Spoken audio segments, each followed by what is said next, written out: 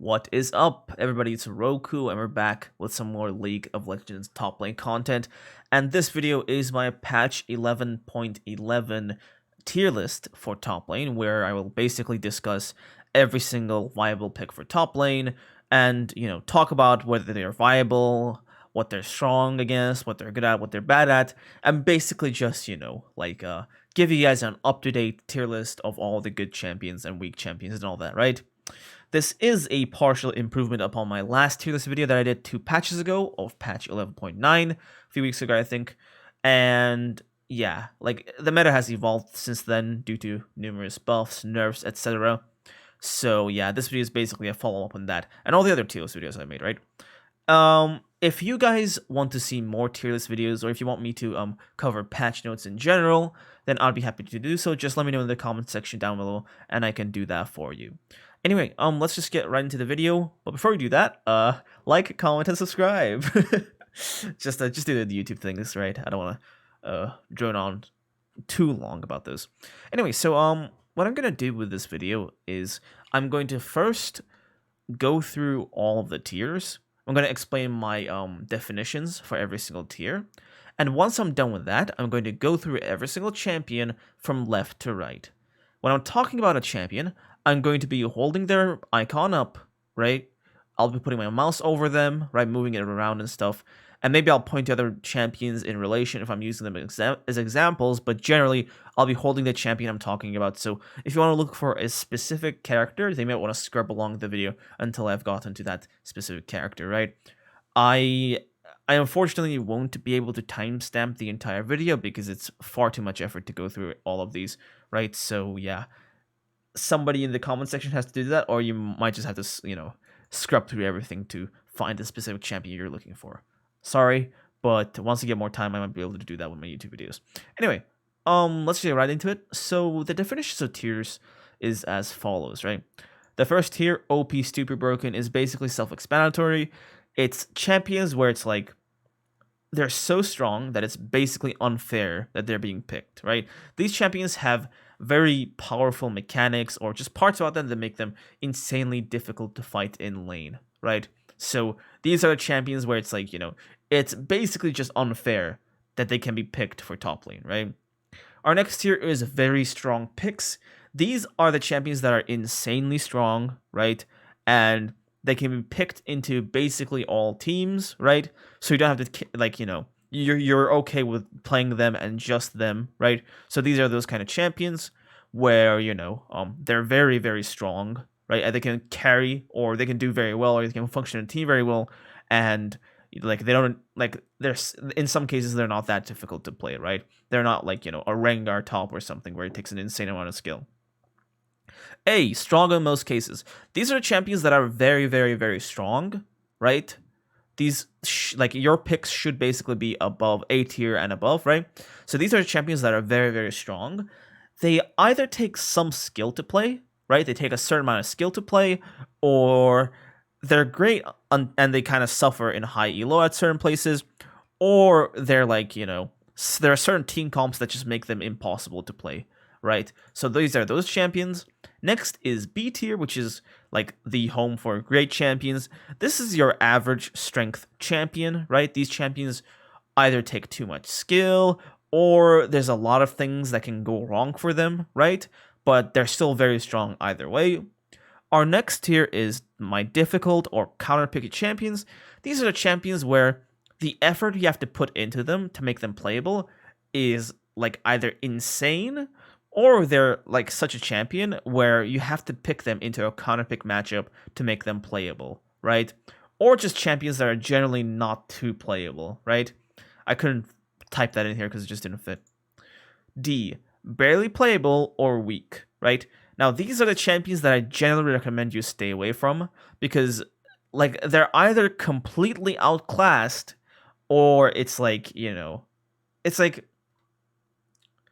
they're basically the worst of the bunch, right? They're not that strong. They're critical failures with a champion that make them better for other roles. They're too weird and unorthodox, or they're just completely unplayable versus good players, right? And these are basically, there's a lot of champs here who basically they are also made obsolete because stronger champions exist that basically do the same thing, right? So that is basically my tier list, like the definitions of the tiers. So let's just get right into every single champion. First off, Gwen. In my last patch note video, I heavily underestimated Gwen. She is insanely broken, right? Her level 1 is basically the strongest in the game, with maybe Olaf being able to stand a chance. But unlike Olaf, it doesn't take skill to abuse her level 1, right? Her level 1 E is so overloaded and it's so powerful that Gwen can 2v1 the enemy top laner and the enemy jungler with level 1, like realistically, right? If she kites properly, she can 2v1 the enemy top and enemy jungler, which is insane. If the Gwen player is playing properly, you basically can't contest the first wave. You just can't even walk up to it, right? She is just so strong. And like her level 6 is insanely strong, like her all-in, because like her needles just do a ton of damage and they actually heal her. And when you're doing like 3-5, like, you know, a lot of procs of her passive at the same time, it just turns out to be a lot of healing, right? On top of Conqueror and stuff due to her stacking fast because of her attack speed. And when she's fed, she basically just tears up teamfights because Gwen's W makes it so that like the normal procedure of front to back teamfights doesn't exactly work against her, right? When she's in a fight, as she has her W active, the backline is basically completely cut off from the fight, right? And if the backline wants to damage her, they're gonna have to get in her range, to the point where she can, like, kill them, right? So, it's a very, like, cancerous champion in lane early on, and once she gets fed, she's even more cancerous, and her scaling is quite good. So yeah, she's a very stupid broken champion, and honestly, it's like all the other stuff about her team fighting and stuff is like okay in my opinion, but it's just the typical Riot Games fashions of like, you know, how could you give her that E, right? It's just like Riot Games is insanely stupid when they made like Gwen, right? It's like an insanely stupidly overpowered character, right? So yeah, this champion is just dumb, right? And it's stupid broken. Lee Sin. Lee Sin is such like a stat ball at this point, right? He's basically been sleeper, and he's basically being discovered like, you know, recently, but he's like, and also because the buffs aren't helping, right? The buffs, I think the buffs are just what made him broken, but it's like he is insanely good at all-ins. He's insanely good at trading. He's insanely good at getting away from ganks. He's insanely mobile. Very good at working with jungler. And worst of all, his sustain is insane with his W lifesteal, right? He basically make like a Lee Sin player who plays properly can basically make sure that they have like a crazy attack speed steroid on permanently, which in top lane, where it's like there's a lot of like long drawn out fights where it's all about exchanging hits and stuff. In a top lane like that, where he can just basically has like 6 abilities to his disposal that he could just, you know, just spam one after another and just keep that attack speed going for such a long time, means that like he is like very strong at extended fights, right? Very strong, right? He's also insanely strong on short trades because he can just E you, Iron Spike, QQ, whatever, and just W away to safety, right? Him having a shield also doesn't make it like easier to trade against him, and he has no mana, which means he doesn't need any like sort of mana assist, and he can just spam his abilities without any like worry. And if like the Lee Sin player is like, you know, dumb enough to take a bad trade, he can simply wait for the wave to come to him and use his W lifesteal to just heal back up to full, right? This champion is insanely broken in the top lane right now, and the only thing holding him back is basically the stupidity of the players playing him, right? And in high elo, where the people playing him are not stupid or just bad mechanically, like we can see how much of a terror he is in the top lane. So he's like really just a monster in high elo top lane. But you know, in low elo, if the player is like skilled enough, they can make him very threatening, right? And Lee Sin, that one lane is basically just, he has the ability to just carry a game. So yeah, he's a very powerful champion. I would say he's stronger than Gwen. If this was a high elo tier list, Gwen would be S tier, and he'd be like just the only OP champion. But because we're talking about low elos and stuff too, and Gwen is level 1 being like, nobody respects Gwen's level 1 and low elo. And on the Gwen player side, it's very it doesn't take much brain power to abuse her level 1, which is why I put her here before the Lee Sin, right? So yeah, that's our OP tier. Let's go to our S tier. Camille. Camille is a very, very strong pick, right? She's been top 5 best champions top lane, and for most of the for basically all of season 10 and for most of season 11, she's been at the top 3 end of that tier list, with her in season 10 being arguably the best top laner to play, right? She is insanely strong in trades.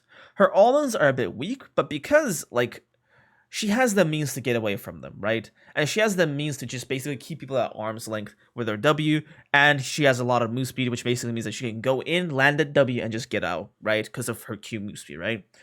And the only thing that's holding Camille back is that it takes some knowledge to play her, right?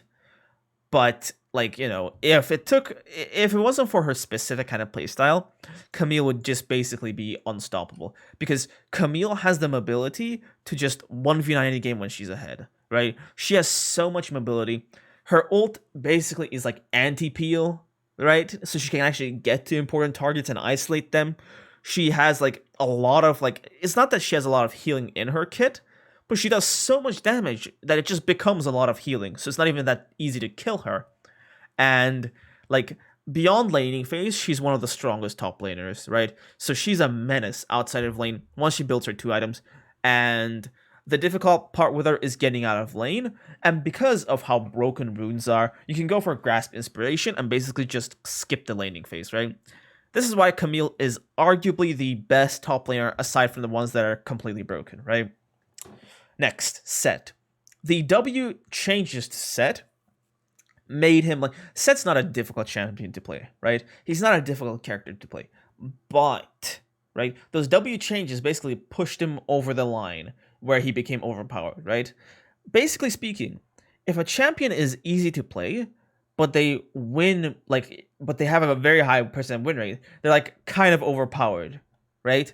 Because it doesn't take much to play them, so anybody can pick it up, learn the basics, and then just start winning a ton of games, right? And Set's basically the case here. He's not too difficult to play, but he basically has almost everything like a team fighting top laner would want. He is insanely strong in lane, right? He gets twice as many auto attacks as everyone else, so he's very, very strong in lane, right? He works very well with a jungler, using his ultimate properly and his E properly, very well with a jungler. He can 2v1 quite effectively if it's set up properly.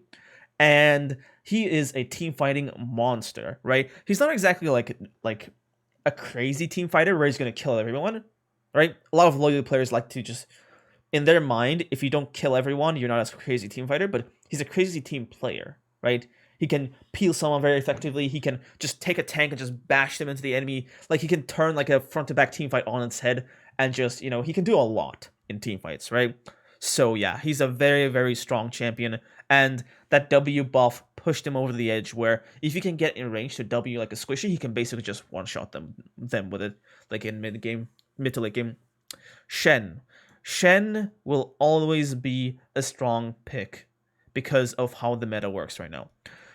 The meta of now is a very bot lane centric meta where support is insanely broken and ADC is insanely broken, right? And it makes sense that the champion who can help bot lane the most is one of the strongest top laners, right? That's basically just Shen, right? Shen has a very strong early game, and until he gets his ultimate, of course. And once he gets his ultimate, he does become weaker than a lot of these champions, but in exchange for that, he basically has the ability to impact the map far quicker than any other top laner. What this allows him to do is it allows for him to not lose as much when helping other lanes, because the weakness of top lane is if you want to do anything on the bot side of the map, you're going to sacrifice a lot of CS, right? You're sacrificing a lot of CS and possibly turret plating by going to help bot lane, right? And though Shen also loses things, but he loses far less than your average top laner, right? Far less CS, far less plates, because he gets there instantly, right? Whereas most other top laners can only do it once with teleport. Whereas Shen can do it whenever his ultimate is up, because that's his ultimate, right? Just teleporting, right? He can be anywhere on the map, and he can basically just cancel out a lot of plays. So it's like, whenever there's a Shen on the enemy team, he's not just a split pusher, he's also he's a constant presence anywhere, right? So Shen, especially at higher elos, is a very, very strong pick. And he's a very nice champion to just pick up because he promotes a lot of nice macro thinking. Up next, we have Urgot. Urgot has been a sleeper overpowered for a while, and I still think that he's very, very strong. He's insanely powerful, right? And if this was a higher elo tier list, I might have put him in A tier, but he is basically like, he's just Garen, but ranged, right? He is very strong, right? Some of his early laning can be kind of weak and weird against specific picks, but once he gets his level 6, he can basically just one combo most champions. And the thing about Urgot is he functions like a tank, right? He functions like a frontline tank, but he does damage, right? So he's not just a tank, he's like a fucking like a blender just walking towards the team, right?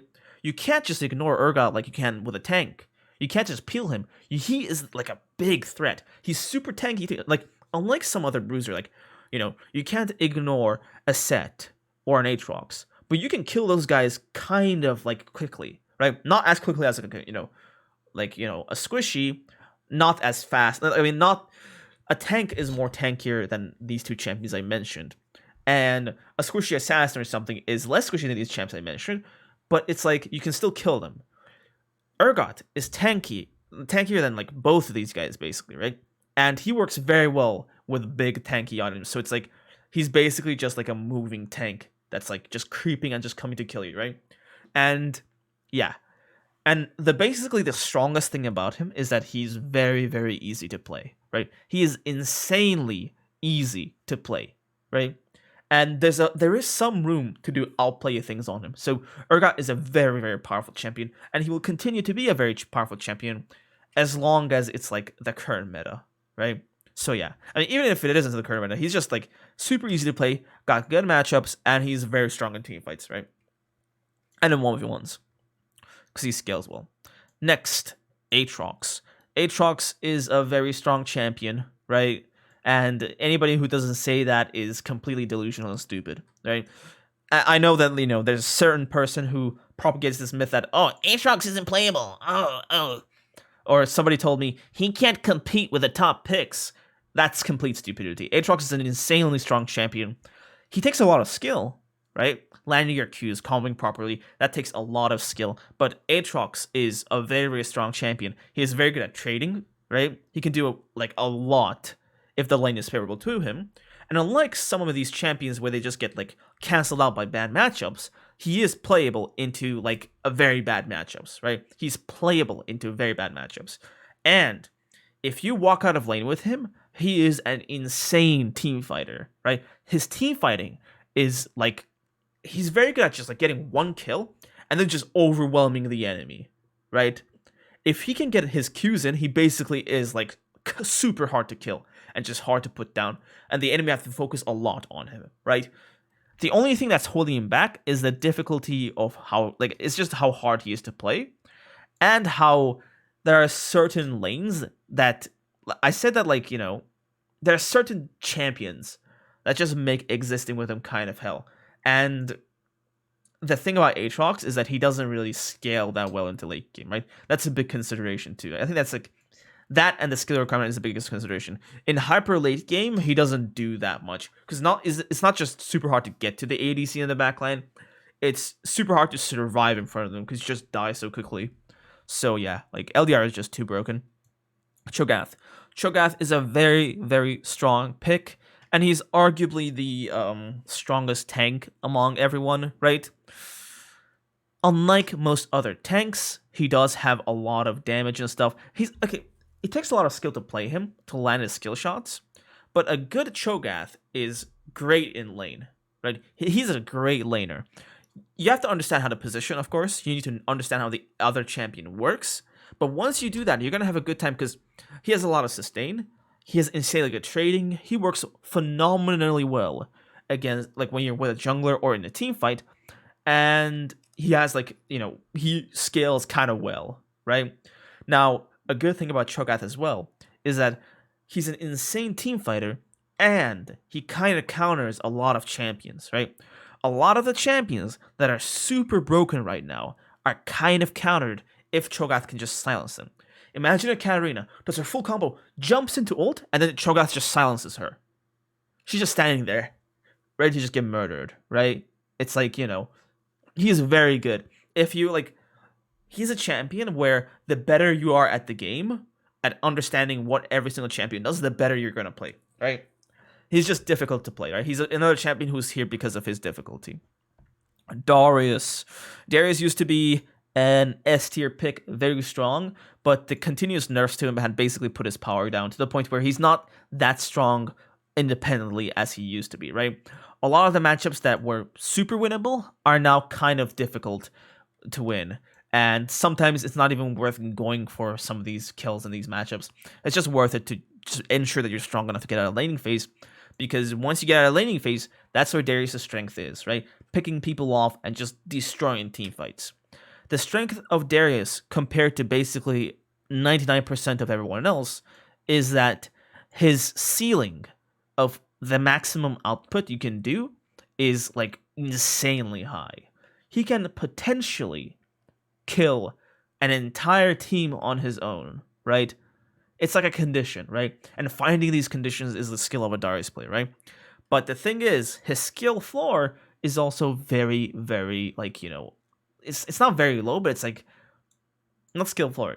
The worst you can do, yeah, that's the better thing. The best you can do is very high on Darius, but the worst you can do is very, very low, right? There are games where Darius is just completely useless, right? If you're feeding, or if the enemy team has certain champions, Darius is going to be completely useless, right? So that's like the weakness of Darius, right? It's like it takes a bit of skill to play him, but his main weakness is just like there are certain team compositions and lanes that just make life for him impossible. Up next, we have Fiora, who's a very, very strong top laner. She can win basically like any matchup given enough skill. She's very strong at just like, 1v1ing. She scales insanely well. She's one of the few top laners who can do true split pushing in late game. She can basically 1v1 on anyone late game. It's just like up to your skill, but still she scales so well that it's just about landing your vitals, I guess. She's just here because it takes a lot of practice to play her, right? And also, if you kind of fall behind on her, it's very difficult to be relevant, right? But if a person who knows how to pilot her is on her, then she's a very, very powerful pick. Garen. I won't say Garen is too strong of a champion. He requires a lot of macro knowledge to play properly, but he's still a very strong champion in low elo, particularly because of how easy he is to play. He is very hard to just, mess up, right? It's very hard to mess up on Garen, right? You have to be really, really bad to play Garen badly. So yeah, he's very easy to pick up, very easy to play. And once you understand the few basics of the game, Garen is like a solid pick in low elo. Now in high elo, he takes a lot of like macro knowledge to play properly, right? You gotta know when to move, you gotta know when to, get to certain places in a certain time, you gotta know good wave clear so that you can actually manage to actually go to the fights in time.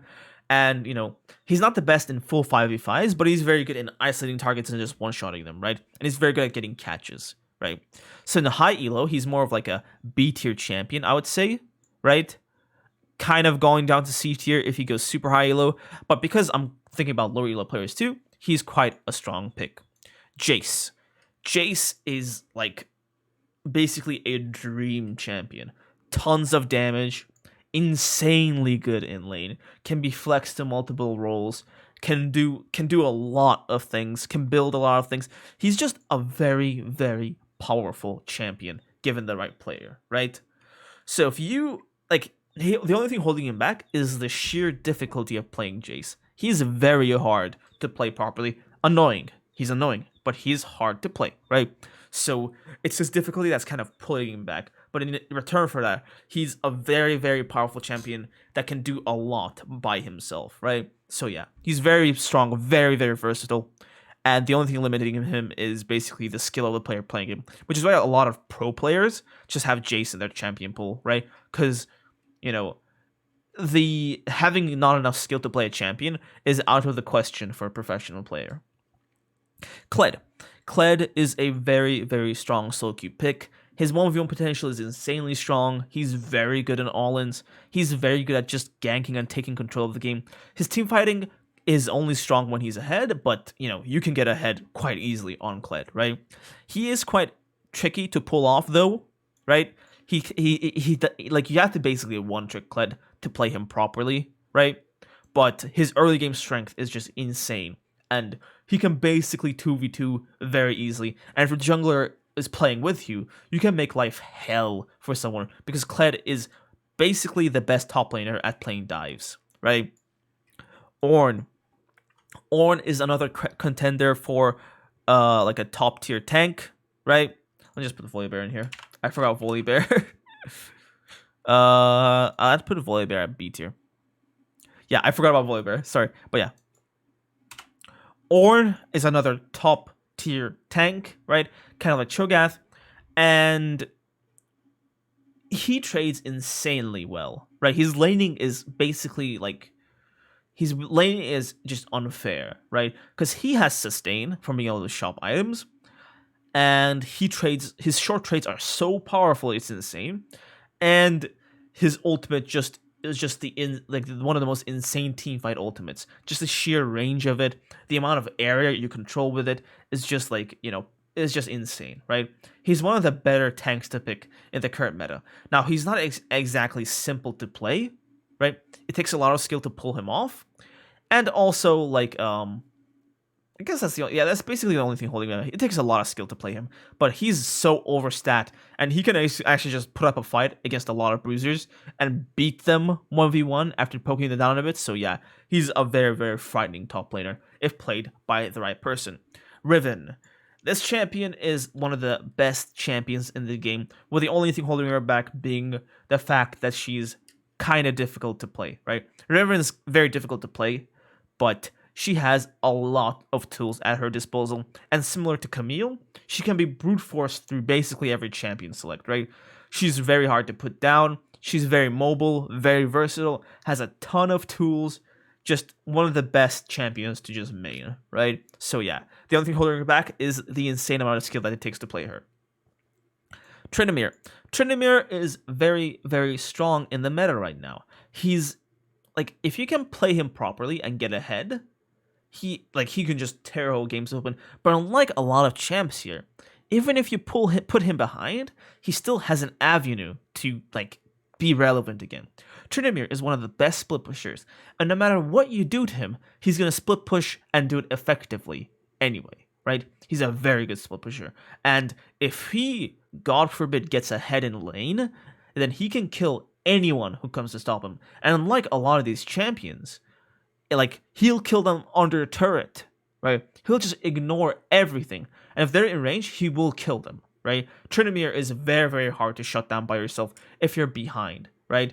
And even if you are ahead of Tryndamere, his mobility makes it so that he's very, very slippery, right? So he's one of the best split pushers, and a great knowledge of macro makes him very, very nice to play. It's just that his team fighting leaves a lot to be desired. His basically only purpose in team fights is to just go for flanks and to one-shot squishies, but it's like, you know, like,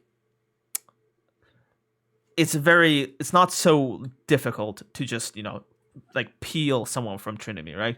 He doesn't have many measures to, like, you know, like, anti-CC, I guess, right? Rumble, they made Rumble completely broken with that buff. Like, I don't know what Riot's thinking.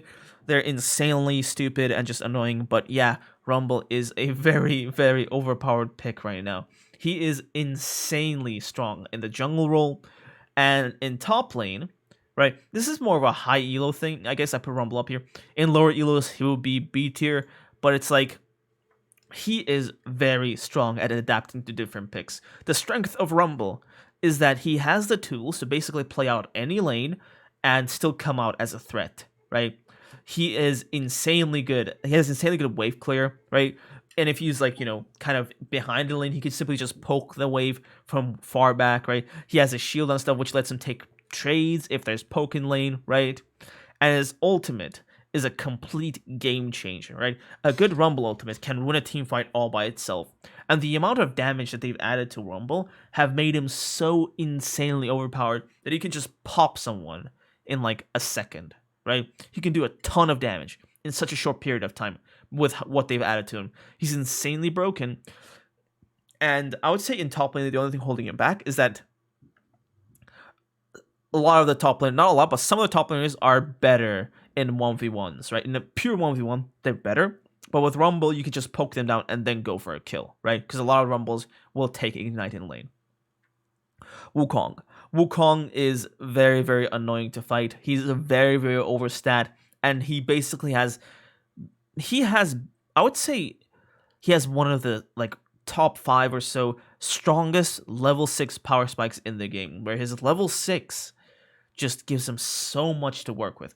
Not only does it give him basically unavoidable amounts of crowd control, but it also gives him a ton of damage because his ultimate does an insane amounts of damage, right? Like a lot. Like two of his ultimates combined together can basically dish out 400 damage or 5 or whatever, right? Like an insane amount if you land both like ours, right? And it doesn't take much to land them since he has insane mobility, and the R's do knock people up, which makes it easier to position around them.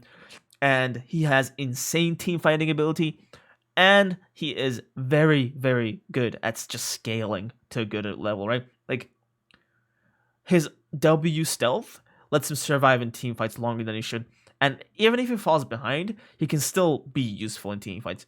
The thing that's kind of holding Rumble back is there are some matchups that make life hell for him. And also, like, he's not as like one-shotty as he used to be, right? He's not a one-shot just insta-dead champion, right? He's like he's on you, he basically fights you for a while and then you die, right? You might not have anything that you can do to stop dying in that few seconds, but it still takes a while for him to kill people. He's not like that one-shotty assassin he used to be in the previous iteration of him, right? So yeah, matchups and also kind of team fights if you're not ahead, right? If you're behind, it takes a while for him to just farm up and useful, but he scales decently well. Okay, our next tier, Akali. Akali is like a great champion. She has a lot of good matchups and stuff, and she's very, very powerful in team fights, but the things that are holding her back are her very weak early game, some bad matchups, and also the fact that she's basically just useless without her ultimate, right? Akali, without her ultimate, can't really do anything, can't really beat anyone, but her ultimate is such a massive power spike that it just it makes some matchups just killable for her, right? So with Akali, it takes a lot of skill to play her, and it takes a lot of patience to get to ult, but once you do, then you can start playing the game. Gnar. I went over a longer, explanation on what I think of Gnar in the last Heroes video, but basically, I would say he's a champion that requires a lot of game knowledge to play properly, right? Because he is fundamentally a tank, right? He's just a ranged top laner in lane, right? But he's fundamentally a tank. So it's like,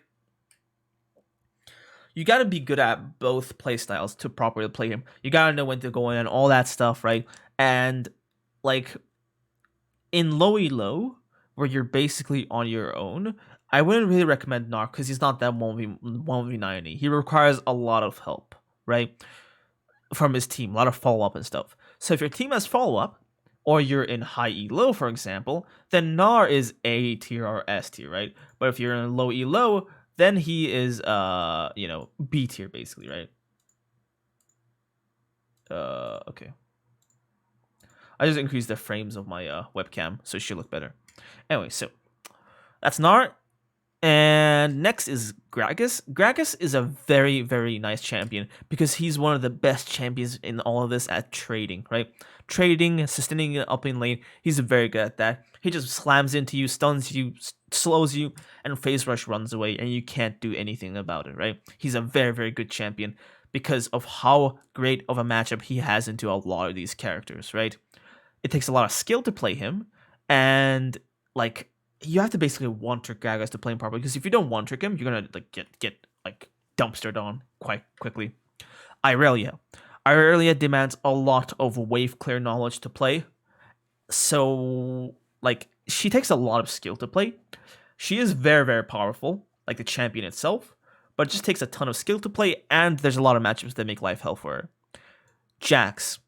I would say he's still a very strong champion, very good at split pushing, but it's just that, like again, getting through laning phase is kind of like the difficult-ish part for him. So he's basically, he functions well if you pick him into team comps and stuff that he's well against, right? If you don't, then if you pick him at first pick and you just get counterpicked by the entire enemy team, then you're just doomed, right? Malphite. Malphite's probably the most brain damage champion, not brain damage, brain dead champion in here. Insanely easy to play, right? Insanely easy to play. There's basically autofill people play him better than the mains do, but still though, right? He does a lot. He's very, very strong from behind, can do a lot from behind, but his only weakness is that there's just not, like, getting knowledge in a champion increases how often you're going to be fed, right? And getting fed on getting fed on Malphite is not going to do you too much good, right? Mordekaiser, right? Mordekaiser is like, he's kind of like a weaker version of Darius, right? He can do a lot of work pre-6, but there are some matchups that just completely destroy him. He just he's all about that ultimate, right? His gameplay is completely ultimate centric, right? That's the thing that's kind of holding him back, I guess, right? He himself on his own isn't too strong without his ultimate until he gets 2 items, right? 2-3 items, right? He needs to get his items to be a very powerful team fighter, and he's very powerful in team fights, right? Once he gets his items, but before that, he's not too strong, and you have to use your ultimate properly to get some kills to get ahead, right? Quinn. Ranged top laners are usually not so high on these tier lists, but she's basically the best ranged top laner, right? Because of her mobility, right? Though she can do a lot of poking, be very annoying, and just get, get a few kills and then leave, her weakness is that, when you're picking a ranged top laner, you're basically messing up your team composition massively, right? And in the current state of the game, where you're basically just slaving for your bot lane, right? Unless you're a good split pusher, it's like, she's a very selfish champion, and she's not the best split pusher because of her 1v1 isn't that great, right? It's good, but is she gonna beat a Tryndamere? Is she gonna beat a Camille? Or is she just gonna get murdered, right? That's the big thing here, right? She can just get murdered by a lot of these champions in a 1v1. She is very slippery, so she's a massive time waster, and she can impact the map a lot. The roam get a lot of ganks through, but she's it's like you either have to be a great team fighter or a great split pusher to be a great top laner, and she's neither. She's just an insanely good laner, and she's an insanely good roamer, right? Lucian. Lucian is kind of like Quinn, but I would say he's basically stronger in lane versus some picks, right? He's very difficult to play, mind you, but a fed Lucian can 1v9 a game, right? If you can get fed on Lucian, you build the right items, you play the right way, then you can basically just 1v9 a game, because you don't need your bot lane to do damage, you are the damage, right? Because you can abuse the broken crit items too, right? So he's very, very powerful, and he's got the range to do it, he's got the mobility to do it, and he doesn't have to go into the enemy to actually... Quinn is a very 1v1 player, but in a team fight with multiple champions, she just suffers, and Lucian doesn't have these weaknesses. He's a good team fighter with his ultimate and his constant E-mobility. Renekton. Our boy Crocodile has been through better times. Renekton is a very nice champion, but he just loses to so many of these champions right now, so I wouldn't, I wouldn't recommend just picking him up, right? If you want to play Renekton, you have to be good at him, right? You have to know specifically the skill of, the most important skill with him is just the auto attacks, right? Knowing when to auto attack, knowing to keep up your fury, knowing to use your abilities properly, right?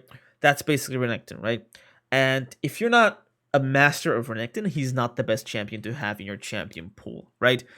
He's basically just good at, consistent results, right? That's why he gets picked in so much in pro play, because he's very consistent and very like versatile, right? His point and click stun is guaranteed. He is guaranteed to be tanky. He's guaranteed to have mobility. It's just like the peak of what he can do is rarely achieved. Like he has to be super fit to do that, and that's rarely achieved. And the floor of what he can do, which is him just being a useless fart, is like, more common, right? And unlike, like him being like useless in high elo is more useful because he can still get some CC out and stuff, right? And he can wave clip quite well. And in low elo, you basically get no help. So none of that really matters, right? So yeah, Renekton has seen better days. Volibear is a very nice champion. It's just that you have to be ahead with Volibear to do like the whole 1v9 thing, right?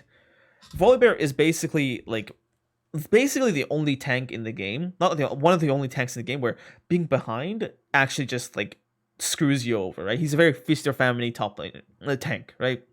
If he's ahead, not only is he unstoppable, unkillable, and does a lot of damage, but it's like, he's unstoppable, he's unkillable, and he does a lot of damage, great at team fights, right? Great at holding a lane. But if he's behind, he's none of those things because he's not that tanky. He can just be swatted away. He doesn't do that much damage, and it's just super, super, super weak, right?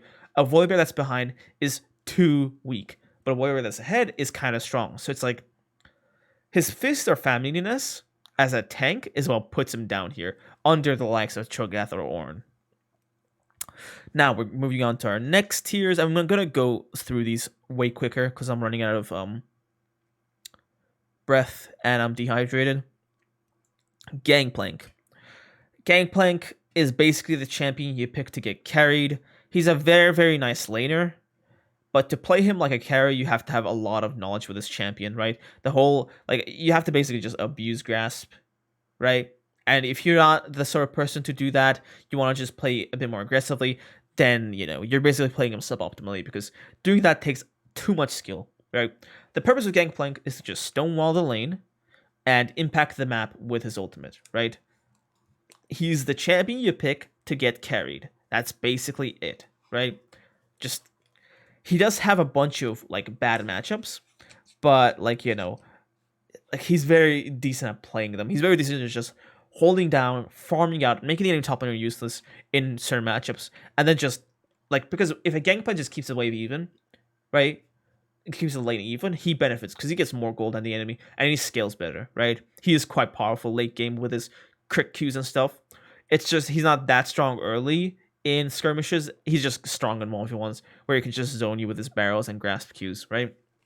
But yeah, if you're low, I would only recommend you play Gangplank if you're higher than D2, right? He's a very good top laner to play in high elo because if you're okay, I just have to keep my enemy top laner in control and try my best to affect the map, then this is your guy, right? Heimerdinger. Heimerdinger is basically just there to kind of like Gangplank to just stonewall the lane, right? Make it impossible to play against him. But aside from that, he doesn't have too much of a use, right? Unlike before where you could reliably 2v1 on him, it's kind of harder to 2v1 with him, right? Because he just gets killed so quickly. So you have to have Zhonya's to play him properly. But yeah, he's just hard to play against, right? That's just it, right? He can't really 1v9 so much because people have to walk into you for you to kill them, right? So, so they can just avoid you, right? And play around you. So yeah, that's the cancer part about Heimerdinger, right? He is kind of strong as a damage source if your team gets there first, I guess. If your team gets to the Baron first, he can set some things down and get a good angles on some of the skill shots. But yeah, right? It's he's not a very good attacking champion. He's a very good defending champion, right? Illaoi. She's not the best champion, right? Her skill is just laning and people walking into her. The second you start fighting against more competent people, Illaoi just becomes insanely hard to just play, right? As I would put her B tier, but she's just so bad in high elo that I can't do that in good faith, right? It's people know how to deal with Illaoi. People know to dodge the tentacles, dodge the E, or just CC her and one-shot her because guess what? ADCs do too much damage to be killed quickly, and they do too much damage and they kill you too quickly, right? So yeah, Illaoi is just, she's very strong in 1v1s and the lane, but like I said, she's kind of suffering from like the same thing as Garen of her being a lower elo champion, but unlike Garen, who's got mobility, so you can actually run up on people and go for awkward ganks, she can't quite do that, right? Because she also has to set up her tentacles and stuff, right? Kind of like Hammer, where she's very good at defending an area, but she's not very good at attacking, right?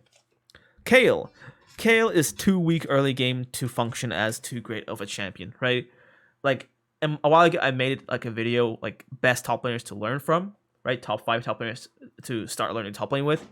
And in that, I said a good top laner has to be strong early game. And Kale is one of the weakest early game, right? She's just so useless. And in a 2v2, the side that has her is almost guaranteed to lose, right? If you're picking Kale, you better do it into a good matchup, right?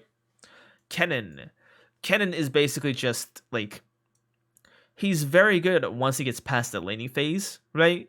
But again, his laning's only good into specific matchups where you can just bully them, right? Kennen doesn't do that much damage. His wave clear is kind of pathetic. And like his all-inning is also not strong at all, right? He's just there to be annoying, right? And against some champions, he can work, right? Against some champions, right? He's a counter pick. But most of the time, he's not doing that much, right? And also to get a lot of things done, he has to get kind of close to the target, right? And which can put him at danger a lot of the times, right? So without Zhonya's, he's not doing that much, right? His basically only use is just getting past laning phase and ult protobelt Zonyoing into the enemy team and, you know, just stunning everyone. But that's it beyond that, right? Olaf, I wouldn't say he's like the strongest top lane pick.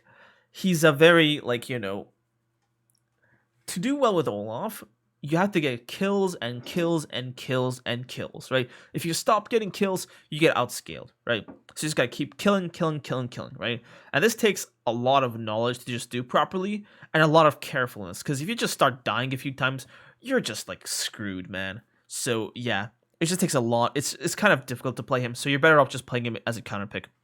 Pantheon is kind of difficult to make it work because level 6 and onwards, and even before that for some matchups, he just gets beaten up by a lot of top laners, right? A lot of top laners, once they get their level 6, they just beat his face in, right? He does have his global ultimate, which lets him kind of impact the game more, but, you know, you have to play him properly to get to do that, right? He's kind of decent at higher elos, I would say, but I don't know, right? He's very difficult to play properly. Poppy is... she can do a lot, but she's very, very hard to play properly, right? Very difficult to play. She's a one-trick champion, right? So, yeah, if you don't one-trick her, stay away from her. Rengar. Rengar is an insanely powerful champion, but I would argue he's basically one of the hardest champions to play in top lane, right? The amount that you can do with him is insane, right? But the amount of skill that's required to play him is also insane, which is why I put him into the hard category. Sion. Sion has an unorthodox and a weird playstyle, very open up gameplay. There's a lot you can do, but kind of like the champions that were before him, he's very difficult to just play in the optimal way, right? Most people would just pick him up, just play him as like a normal tank, but there's a whole universe of things you can do with him, right? Vayne, she's basically just a counter pick, but like that's it, right? If you pick her into like a lane she's not good in, she just gets destroyed. Not only her, but your team comp is ruined because you have Vayne instead of like a proper frontliner. And also, worst of all, she has no wave clear. So if you push a massive wave into her, you can just roam and do whatever you want because she has no wave clear at all. And she doesn't even get it there, like until like she doesn't even get it, right? Until she just does enough damage, she one-shot each minion, she basically has no wave clear. Yone. It takes a lot of skill to play Yone. Too much, which is why I put him in C tier. Yorick, I would say he's only good as a counter pick. He's way too one-dimensional. He only does one thing, which is just split push, but unlike the better split pushers, he has no mobility, so he's basically forced to fight and die, right? So you pick him into good matchups, you win lane, then you become a monster, but aside from that, not much use. Teemo, I think the annoyingness of Teemo is overhyped. Nonetheless, Teemo is basically both of these. He basically functions as a counter pick, so I wouldn't recommend you guys play him too much. And also, shroom placement and stuff with Teemo is one of the hardest things to do in the game. Not one of the hardest things to do, but it's very difficult. And there aren't a lot of high elo Teemo players. So there's not people who would master him to begin with, right? So it's like, there's only like a handful of people in the world who can play Teemo properly. Okay. Whatever that happened. Okay, whatever. Vladimir. Very weak early, right? Kind of a 1v1 champion. Useless until he gets his 2 items. So it's like, his weakness early game kind of puts him here. Because basically, if there's a crab fight, Vladimir existing isn't going to change much. D tier, barely playable, right? I don't have to explain much for these guys, but I'm going to do it anyway. Mundo, there's a reason we're working this guy. His kit is way too old. He gets outplayed way too quickly, right? He loses a lot of matchups, and he's not even that good of a tank because he basically has no crowd control, right? Maokai. Now, you guys might think that I'm crazy about putting Maokai here, but I think that Maokai gets outclassed by a lot of top laners, and I do think that his gameplay is way too slow to, like, be viable in this current fast state of the game, right? It's like Malphites, boom, instant. Ornn, not boom instant, but there's like at least a lot happens. Like, he can, like, his actions cover a lot of zone and area, right? Cho'Gath, it's all about predicting, but once you predict, it's like gone, right? You predict and boom, dead. Maokai, it's just big, heavy motions that are just so slow, and a lot of the times it's not even that, like, enough, I guess, right? So yeah, I wouldn't recommend Malphite too much. All the other tanks are better, right? Maybe I should have put him at C tier, but I really wanted to outline how he's worse than the other tanks, right? Nasus, complete low elo champion, horrible in high elo, no CC, bad team fighter, okay split pusher, but it's like, he has no ability, so if you get caught by the enemy, you just get one shot, right? Like, imagine getting CC'd on Nasus and just, like, getting one shot by an ADC or something. They have LDR and stuff, so you can't even, like, build tank towards them. They kill you anyway. Ryze, very difficult to play. He's basically just a wave clear bot, right? And that's pretty much it. Singed, this champion is too weird and just bizarre for the normal person to play. If you one-trick him, if you have a shrine to Singe, and if you practice his laughter in the shower, then go for it. But if you're a normal human, just stay away from this character. Especially if you're like a developing League player, because this champion can just seriously warp your perception of a lot of concepts in League of Legends. Swain. I covered this in my last video, but he just doesn't do that well in top lane, right? This champion's not that good. He's like a ranged top laner, but he's not oppressive. Yasuo, it takes way too much skill to play him, but, like, he's not made for top lane, right? He's not built for top lane, right? So if you want to play Yasuo, ask yourself this one question. Is your name Dzukil? If yes, go ahead. If not, stay away. Yone. Not Yone. Yone is right here. But yeah. Viego, right? Viego is also kind of bad, right? He's okay if you're in a matchup where you can just spam get kills, but it's like he's bad early game, gets outclassed by a lot of champions early game, and yeah, right? He's not the best split pusher either. Like, his 1v1 is like, his DPS is quite good, but his 1v1 isn't that good, if that makes sense, right? He's only good against Juggernauts, I guess, right? Juggernauts and ability-based champions. He's basically just shit on by any other, all-attack-based champion. Okay, guys, that is pretty much it. 53 minutes. I hope you guys can find what you wanted out of that tier list. Anyway, that is pretty much it for this video. I'll see you guys in the next video. Peace out.